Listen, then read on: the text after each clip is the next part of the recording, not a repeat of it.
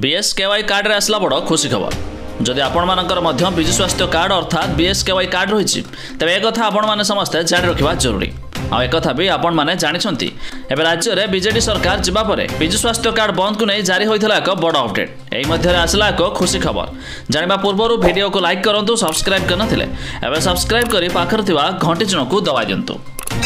राज्य में बीएसकेवाई योजना बंद भितर प्रतिक्रिया रखिंट मुख्य शासन सचिव प्रदीप जेना।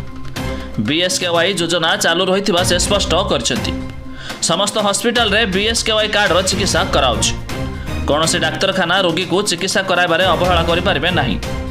चिकित्सा अवहेला कले सामानक विरोध में कार्यानुष्ठान ग्रहण करा। रोगी को डिस्चार्ज भी करें ना। नवा सरकार कौन निष्पत्ति नेबा पर्यंत यह कार्यक्रम जारी रहिबो बोली कहिसंती मुख्य शासन सचिव। यासह स्वास्थ्य विभाग पक्षरु एक हेल्पलाइन नंबर जारी कराइछि। कौन असुविधा हेले 104 नंबर रे कॉल करिया पई परामर्श दियाइछि। राज्य में बीएसकेवाई कार्ड कार्यकारिता को नहीं द्वंद्व हेबा परे स्वास्थ्य विभाग स्पष्टीकरण रखिथिले।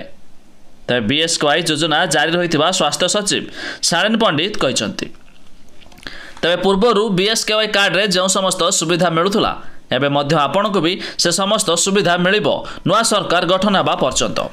तबे नुआ सरकार आसिबा परे बीएसकेवाई कार्ड चालू रहिबो कि केंद्र सरकार तरफ लागू होइथिबा आयुष्मान योजना लागू रहिबो तेबे आगामी दिन मानकरे जणा पड़िबो। हेले खुशी खबर मुताबक बीएसकेवाई कार्ड बंद हेबो नहीं, ताहा मध्य चालू रहिबो नूतन सरकार गठन पर्यंत।